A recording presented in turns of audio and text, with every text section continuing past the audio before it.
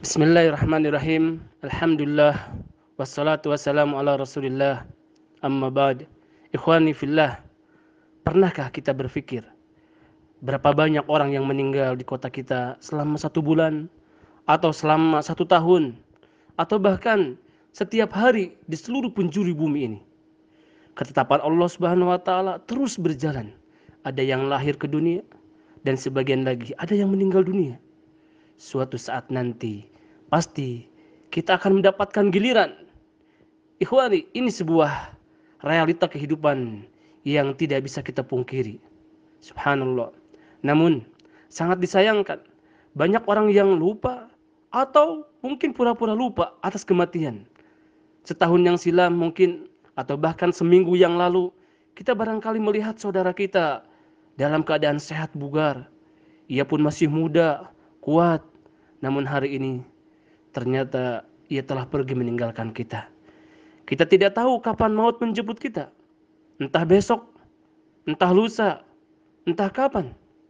Namun kematian sebagian sahabat-sahabat kita ataupun keluarga-keluarga kita itu sudah cukup sebagai pengingat, sebagai penyadar dari kelalaian kita, bahwa kita pun akan sama dengannya, akan kembali kepada Allah. Dunia akan kita tinggalkan di belakang kita. Dunia hanya sebagai lahan mencari bekal. Alam akhiratlah tempat akhir kita, ikhwan fillah. Padahal dulu Nabi kita SAW banyak membicarakan tentang kematian kepada para sahabat, sementara kondisi hati mereka hidup. Ini sangat berbeda dengan realita kita saat ini. Padahal kita sangat membutuhkannya. Kita sangat membutuhkan hal-hal yang menyadarkan kita dari kelalaian kita dan melunakkan hati kita yang sudah mengeras.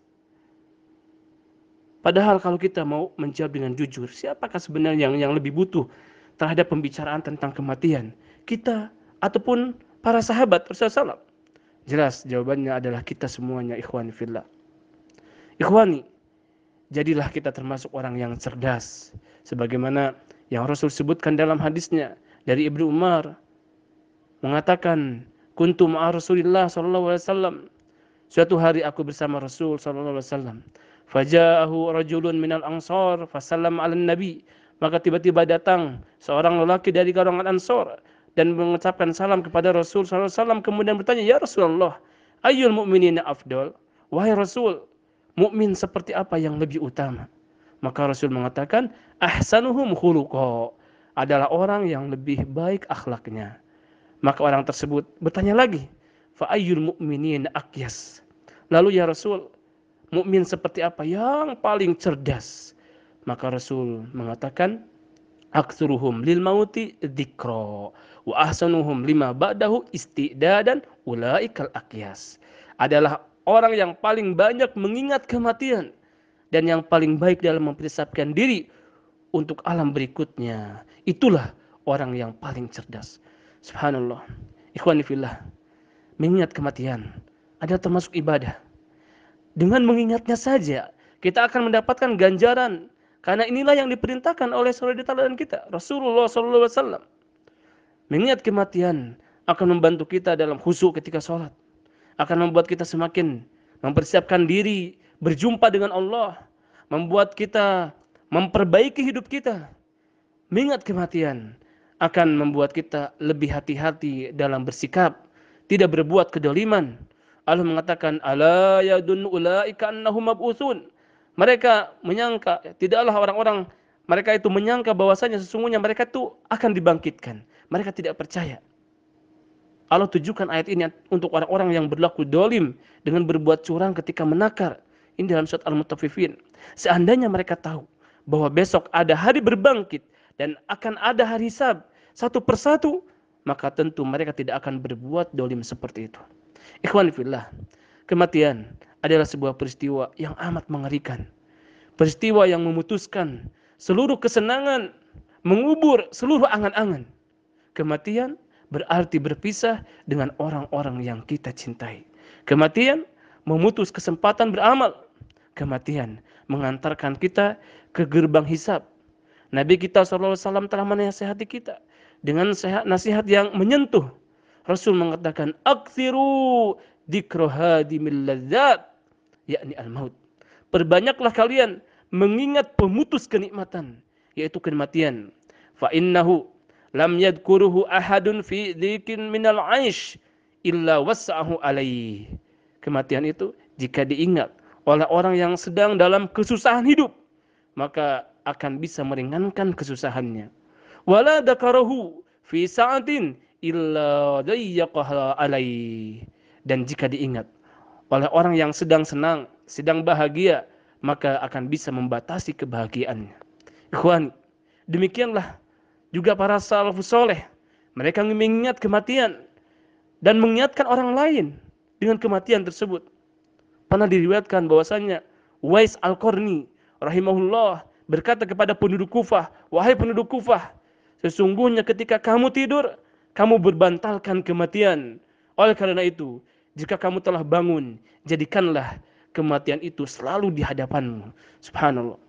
Sungguh ikhwani, ketika kita berziarah kubur, ketika menyaksikan jenazah, melihat orang yang sekarat, merenungkan sakaratul maut, merenungkan wajah mayit setelah matinya, akan mengekang jiwa dari berbagai kesenangan, serta akan mengusir kegembiraan hati.